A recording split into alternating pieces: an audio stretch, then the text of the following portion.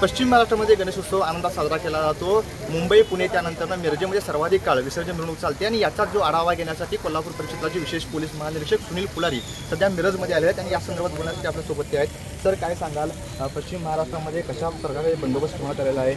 मिरज तसं सेन्सिटिव्ह शहर आहे, या ठिकाणी कसा बंदोबस्त नेमण्यात आलेला आहे? पश्चिम महाराष्ट्रामधील कोल्हापूर पुणे रेंजमध्ये 5 जिल्हे आहेत आणि 5 जिल्ह्यांमध्ये अत्यंत शांततामय रीतीने गणेश महाराजांची स्थापना झालेली आहे आणि हा पूर्ण उत्सव विसर्जनापर्यंत अत्यंत चांगल्या पद्धतीने सुरक्षित वातावरणात आणि भाविकांना पूर्ण उत्साही वातावरण मिळेल अशा प्रकारे आमच्या पोलीस खात्याने 5 जिल्ह्यात नियोजन केलेलं आहे। सोबतच हा राज्य उत्सव म्हणून शासनाने जाहीर केलेला आहे। आपल्याला सांगू इच्छितो की या 5 जिल्ह्यांमध्ये जवळपास 27,000च्या वर मोठे गणपती मंडळ आहेत आणि खूप मोठी संख्या आहे, जवळपास महाराष्ट्राचे 35% गणपती या 5 जिल्ह्यांमध्ये। त्यामुळे आम्हाला खूप व्यवस्था करावी लागते। 5 जिल्ह्याचे पोलीस अधीक्षक आणि त्यांचे चमू यांनी मागच्या 1.5 महिन्यापासून वेळोवेळी आढावा घेऊन पूर्ण तयारी केलेली आहे।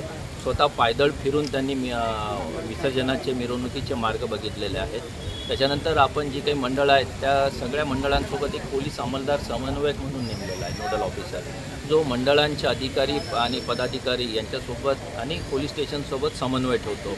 मंडळाला जे काही अडचणी येतील त्या पोलीस स्टेशनमार्फत एक खेळती योजनेमार्फत दूर केल्या जातात आणि पोलीस स्टेशनच्या आणि शासनाच्या ज्या काही सूचना आणि निर्देश आहेत ते मंडळाचे पदाधिकारी चांगल्या प्रकारे राबवतील, कायद्यांचं उल्लंघन करणार नाही याचे प्रबोधन त्यांना करण्यात येतं। त्यामुळे एक दुवा म्हणून ते समन्वयक आमच्या अंमलदार काम करत आहेत। त्याच्यानंतर ईदसुद्धा या दरम्यान येणार आहे, ईद ए मिलाद। त्यासाठी दोन्ही समाज बांधवांच्या शांतता समिती बैठक घेणे, मोहल्ला समिती बैठक घेणे, जिथे शक्य आहे तिथे त्या मिरवणुकी मागे पुढे होतील अशा प्रकारे व्यवस्था करणे। तर तिथेही बहुतेक जुलूस समिती आणि इतर यांनी पुढाकार घेऊन एक चांगलं बंधुत्वाचं वातावरण कायम ठेवून मिरवणुका समोरासमोर येणार नाहीत आणि वेगळ्या दिवशी त्या मिरवणुका होतील असे सुद्धा प्रयत्न सफल झालेले आहेत। त्यामुळे ईदचा सणसुद्धा अत्यंत चांगल्या प्रकारे साजरा करण्यात येईल अशी मला आशा आहे। त्याशिवाय आपल्याला जे काही निगराणी बदमाश असतात, ज्यांचे सक्रिय गुन्हेगार म्हणून रेकॉर्ड आहे, अवैध धंदे करणारे व्यावसायिक आहेत, नंतर इतर अवैध दारू गाळणे आणि फायर आर्म्स वापरणे, नार्कोटिकचा व्यापार करणारे यांच्याविरुद्ध विशेष मोहीम उघडलेली आहे। संघटित गुन्हेगारींच्या टोळ्यांवर आम्ही 3 जिल्ह्यांमध्ये कारवाई केलेली आहे आणि अजून काही प्रस्तावित आहे ती आठवड्यात पूर्ण होऊन जाईल। त्यामुळे संघटित गुन्हेगार आहेत त्यांच्यावरील पूर्ण अंकुश कायद्याचा राहणार आहे। याशिवाय आमच्या मदतीला 5 जिल्ह्यांमध्ये SRPF स्टेट रिझर्व्ह पोलीस फोर्सचे कंपनी आणि होमगार्ड्स यांची तैनाती झालेली आहे आणि त्यांचाही पुरेपूर वापर आपण सगळ्या जिल्ह्यांमध्ये करत आहोत। मिरज आणि सांगली भागातही त्या दृष्टीने आज पाहणी करण्यात आली आणि इथे चांगल्या वातावरणात सध्या हा उत्सव चालू आहे। विसर्जनाचे इथे तयारी मनपासोबत चालू आहे आणि मनपाची जी काही ग्राउंडवर्क आवश्यक असतं ते स्थानिक जिल्हा टीमसोबत समन्वय ठेवून ते करत आहेत।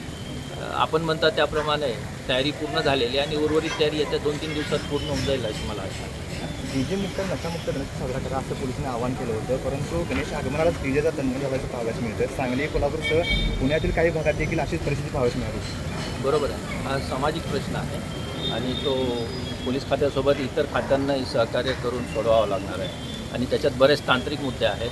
महाराष्ट्र पोलीस कंट्रोल बोर्डाला, पोल्युशन कंट्रोल बोर्डालाही त्याच्यामध्ये जे काही शासनाने परिपत्रक काढले आहे त्याच्यात बरेच निर्देश दिलेले आहेत, कारण हा तांत्रिक मुद्दा आहे। कोल्हापूरमध्ये जी काही घटना घडली त्याबद्दल कारवाई करण्यात आलेली आहे।